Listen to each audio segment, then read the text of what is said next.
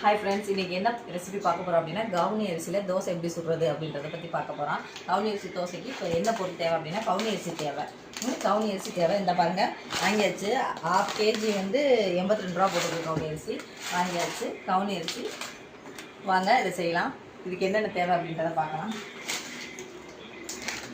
என்ன பாருங்கள், இட்லி அரிசி தேவையான அளவு. ஒரு இட்லி அரிசி இவ்வளோ அளவு எடுத்துருக்கோம்னா இதே அளவில் வந்து கவுனி அரிசியும் எடுத்துக்கணும். இட்லி அரிசி ஒரு உலக்கு எடுத்துருக்கேன் பாருங்கள், இதை போட்டாச்சு. இதே அளவில் வந்து என்ன பண்ணுறோம், கவுனி அரிசியும் எடுத்துக்கணும். கட் பண்ணிக்கிடுவோம்.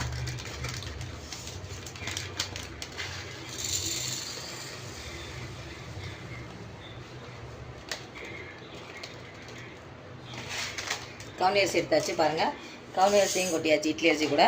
இப்போ இதை என்ன பண்ணுறோன்னா, இது ஒரு உலக்கு எடுத்துக்கிட்டோம்னா இதில் உலக்கு தான் என்ன எடுக்கணும், உலக்கு தான் என்ன எடுக்கணும்னா உளுந்து எடுக்கணும். கப்பு. நம்ம எந்த பொருளில் எந்த கப்பில் பாத்திரத்தில் நீங்கள் அரிசியும் கவுனி அரிசியும் இட்லி அரிசியும் கலந்து எடுக்கிறீங்களோ அதில் கப்பு தான் உளுந்து எடுக்கணும். உளுந்து எடுக்கலாம்.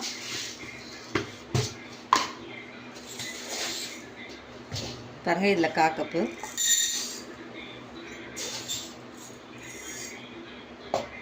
பாருங்கள், இதை எடுத்தாச்சு. இப்போ போடலாம். போட்டு இதை ஊற வைக்கணும். இது எப்படின்னா 6 ஹவர்ஸ் ஊறணும். 6 மணி நேரம் ஊறணும். அதுக்கப்புறமும் 6 மணி நேரம் ஊறினதுக்கப்புறம் அரைச்சிட்டு இதை ஃபெர்மெண்டேஷன் பண்ணணும்.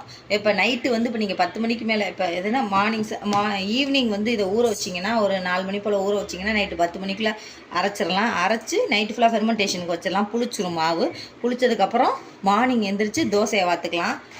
இப்போ இதை தண்ணி ஊற்றி ஊற வச்சுருவோம்.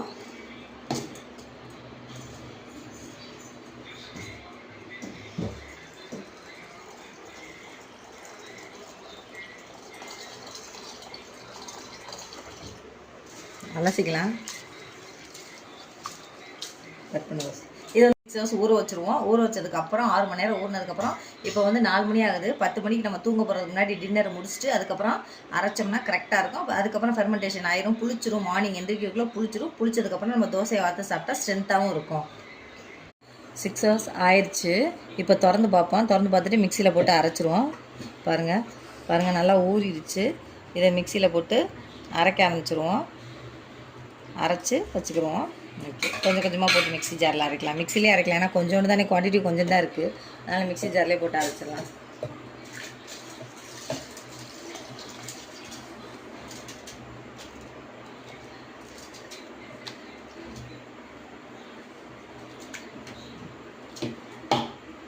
அரைக்கலாம்.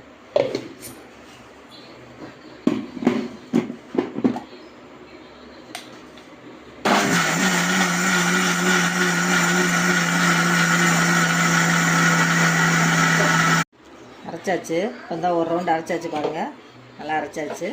இன்னொரு ரவுண்டு அரைக்கணும். இப்போ இதை ட்ரான்ஸ்ஃபர் பண்ணிடுவோம். இன்னொரு ரவுண்டுக்கு உளுந்துருக்கு, கொஞ்சம் அரைச்சிருவோம். இன்னும் கொஞ்சம் இருக்குது பாருங்கள், இதையும் அரைச்சிருவோம். அரைச்சிட்டு இதை உப்பு போட்டு கரைச்சி வைக்க வேண்டியதான். இப்போ மணி 10 o'clock ஆச்சு. 4 o'clock வந்து நம்ம ஊற வச்சோம். இப்போ 10 o'clock ஆகிடுச்சு. இன்னும் கொஞ்சம் தான் இருக்குது. இதையும் அரைச்சிட்டா வேலை முடிஞ்சிச்சு. கரைச்சி வச்சிடலாம் உப்பு போட்டு. இதையும் ஒரு ரவுண்ட் போட்டு அரைச்சிடலாம். பாருங்கள், அடுத்த ரவுண்டு அரைச்சாச்சு. இதை அப்படியே ட்ரான்ஸ்ஃபர் பண்ணிக்கலாம்.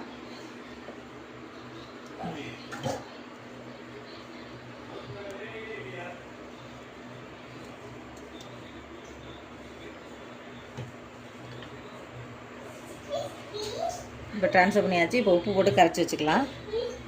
தேவையான அளவு உப்பு போட்டு இப்போ கரைச்சி வச்சு மார்னிங் வந்து இதை சாப்பிட வேண்டியதுதான். இப்போ உப்பு போட்டுக்க வேண்டியது. தேவையான அளவு உப்பு போட்டு கரைச்சி வச்சுருவோம். நல்லா இருக்குது. உப்பு போட்டாச்சு. உப்பு போட்டுட்டு இதை கரைச்சி வச்சுருவோம்.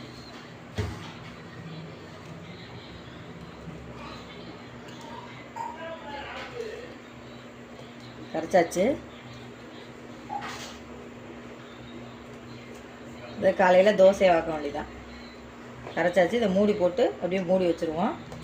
காலையில் வந்து பொங்கிரும். பொங்கினதுக்கப்புறம் நம்ம தோசையை ஊற்றுக்கலாம். நம்ம தோசைக்கு தான் இதை ஆட்டியிருக்கோம். இட்லிக்கு வேறு மெத்தடில் ஆட்டணும். அதனால் மூடி வச்சிடலாம். இப்போ பாருங்கள், மாவு நல்லா பொங்கியிருக்கான்னு பார்ப்போம்.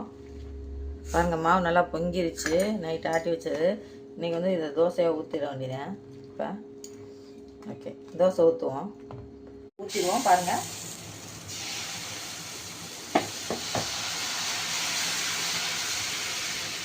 ஊற்றியாச்சு. எண்ணெய் ஊற்றிடுவோம். நல்லெண்ணெய் ஊற்றியாச்சு. ஊற்றி இப்போ மூடியை போடுற வேண்டியதான். வேகட்டும் பார்க்கலாம். இப்போ பாருங்கள் நல்லா வெந்துருச்சு. தோசை பாருங்கள் நல்லா கிறிஸ்பியாக இருந்திருக்கு. லைட்டாக திருப்பி போட்டுக்குவோம். திருப்பி போட்டுட்டு எடுத்துட வேண்டியதான் நம்ம தோசையை. லைட்டாக திருப்பி போட்டாலே போதும், ஏன்னா ஆல்ரெடி வெந்துருச்சு.